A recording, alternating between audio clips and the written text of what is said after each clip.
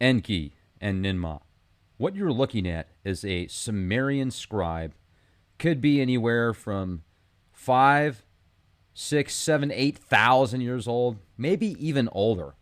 And this could be a translation from a previous scribe that could be even older than that. It's a fascinating article of antiquity, and I want to give credit to the scholars from Oxford University. You can see the project members here. I'll leave a link in the video description box. I think these guys did a really good job deciphering this. This is a very interesting scripture, so I'll go ahead and read it to you now. Enki and Ninmah. In those days, in the days when heaven and earth were created, in those nights, in the nights when heaven and earth were created, in those years, in the years when the fates were determined, when the Anuna gods were born, when the goddesses were taken in marriage, when the goddesses were distributed in heaven and earth, when the goddesses became pregnant and gave birth, when the gods were obliged their food, dining halls, the senior gods oversaw the work, while the minor gods were bearing the toil. The gods were digging the canals and piling up the silt and Herali. The gods crushing the clay began complaining about this life. At that time, the one of great wisdom, the creator of all the senior gods, Enki, lay on his bed, not waking up from his sleep, in the deep Engur, in the subterranean water, the place, the inside of which no other god knows. The god said, weeping, he is the cause of the lamenting. Nama, the primeval mother who gave birth to the senior gods, took the tears of the gods to the one who lay sleeping, to the one who did not awake, up from his bed, to her son. Are you really lying there asleep and not awake? The gods, your creatures, are smashing there. My son, wake up from your bed. Please apply the skill deriving from your wisdom and create a substitute for the gods so that they can be freed from their toil. At the word of his mother, Nama, Enki rose up from his bed. In Halan Kug, his room, for pondering, he slapped his thigh in annoyance. The wise and intelligent one, the prudent, reached out his arm over them and turned his attention to them. And after Enki, the fashioner of designs, by himself, had pondered the matter, he said to his mother, Nama, my mother, the creature you planned will really come into existence. Impose on him the work of carrying baskets. You should knead clay from the top of the Abzu. The birth goddesses will nip off the clay, and you shall bring the form into existence. Let Ninmah act as your assistant, and let Ninamah, Suziana, Ninmada, Ninbarag, Ninmug, and Ninguna stand by you as you give birth. My mother, after you have decreed his fate, let Ninmah impose on him the work of carrying baskets. There's some lines that are fragmentary. And then it says, she placed it on grass and purified the birth. Enki brought joy to their hearts. He set a feast for his mother, Nama, and for Ninmah. All the princely birth goddesses ate delicate reed and bread. And Enlil and Lord Nudimmud roasted holy kids. Wait, time out. Let's repeat that. And Enlil and Lord Nudimmud roasted holy kids. What does that mean? Like roasted over a fire? Like chestnuts? What in the world does that mean? I hope that roasted has a different definition and a different meaning than that. What is it? I mean, there's dozens of passages in the Bible that talk about God enjoying the smell of flesh, of burning flesh and incense. And Enlil is Yahweh of the Old Testament. Is this literally Were they roasting kids? What does that mean? I hope I'm wrong there. Enlil and Lord Nudimmud roasted holy kids. All the senior gods praised him, O Lord of wide understanding, who is as wise as you. Who is as wise as you? Enki, the great Lord, who can equal your actions. Who can equal your actions? Like a corporal father, you are the one who has the me of deciding destinies. In fact, you are the me. Enki and Ninmah drank beer. Their hearts became elated, and then Ninmah said to Enki, man's body can be neither good or bad, and whether I make a fate good or bad depends on my will. Enki answered Ninmah, I will counterbalance whatever fate, good or bad, you happen to decide. Ninmah took clay from the top of the Abzu in her hand, and she fashioned from it first a man who could not bend his outreached weak hands. Enki looked at the man who cannot bend his outstretched weak hands and decreed his fate. He appointed him as a servant of the king. Second, she fashioned one who turned back, the light a man with constantly opened eyes. Enki looked at the who turned back, the light the man who constantly opened eyes, and decreed his fate, allotting to it the musical arts, making him as the chief in the king's presence. Third, she fashioned one with both feet broken, one with paralyzed feet. Enki looked at the one with both feet broken, the one with paralyzed feet, and him for the work of, and the silversmith, and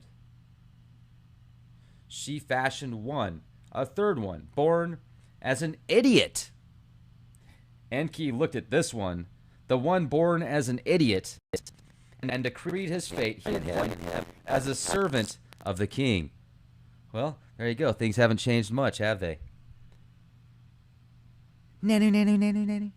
Fourth, she fashioned one who could not hold back his urine. Enki looked at the one who could not hold back his urine and bathed him in enchanted water and drove out the Namtar demon from his body. Fifth, she fashioned a woman who could not give birth. Enki looked at the woman who could not give birth and decreed her fate. He made her belong to the queen's household, as a weaver fashioned her to belong to the queen's household. Sixth, she fashioned one with neither penis nor vagina on its body. Enki looked at the one with neither penis nor vagina on its body and gave it the name Nibru Inuk and decreed as its fate to stand before the king. Well, that's interesting. Named it Nibru Inuk. Nibru Inuk. Or Nibru Eunuch. Eunuch. Nibru Eunuch got no privates? Bizarre. That's weird. And decreed as its fate to stand before the king. Ninmah threw the pinched off clay from her hand on the ground, and a great silence fell. Enki threw all the clay to the ground and was greatly, it's missing some words there. The great Lord Enki said to Ninmah, I have decreed the fates of your creatures and given them their daily bread. Come now, I will fashion somebody for you, and you must decree the fate of the newborn one. Enki devised a shape with head and mouth in its middle and said to Ninmah, pour ejaculated semen into a woman's womb, and the woman will give birth to the semen of her womb. Ninmah stood by for the newborn, and the woman brought forth in the midst. In return, this was a mule.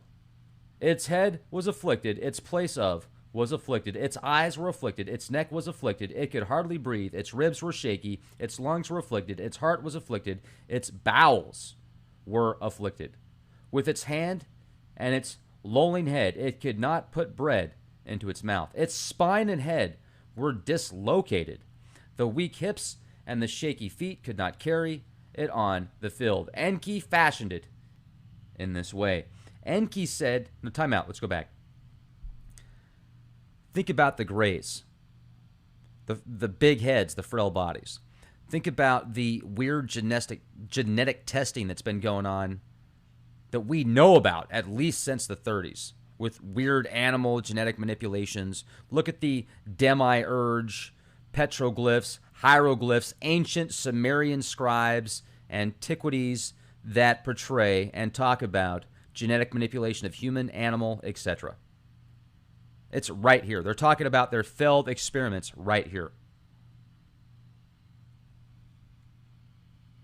And it also talks about their, they're deciding what their fate is, what their creation's fate is, and each one. That's scary if you think about it, if that's true. How much truth is in that? Well, there's got to be quite a bit because they're putting DNA, and your DNA has a huge impact on your fate. Not everything, but it has a huge impact on it. So I get where they're going with this. Enki said to Ninmah, "For your creatures I have decreed a fate. I have given them their daily bread. Now you should decree a fate for my creature. Give him his daily bread too." Ninmah looked at Amul and turned to him. She went nearer to Amul, asked him questions, but he could not speak. She offered him bread to eat, but he could not reach out for it. He could not lie on. He could not standing up. He could not sit down, could not lie down. He could not a house. He could not eat bread. Ninmah answered Enki, "The man you have fashioned is neither alive nor dead. He cannot support himself."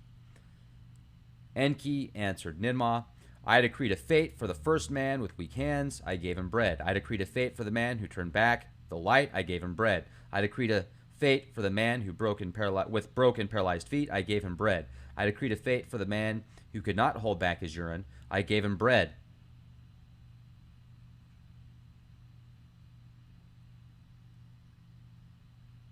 I was about to say something. I'll leave it out. "I decreed a fate for the woman who could not give birth. I gave her bread. I decreed the fate for the one with neither penis nor vagina on its body. I gave it bread, my sister." Ninmah answered Enki. Ninmah answer continues. "You entered? Look, you do not dwell in heaven. You do not dwell on earth. You do not come out to look at the land where you do not dwell, but where my house is built. Your words cannot be heard where you do not live, but where my city is built. I myself am silenced. My city is ruined. My house is destroyed. My child has been taken captive. I am a fugitive who has had to leave the Ekur because even I myself could not escape from your hand." Enki replied to Ninmah, "Who could change the words that left your mouth? Remove Amul from your lap. Ninmah, may your work be you. For me, what is imperfect? Who can oppose this? The man whom I shaped after you, let him pray.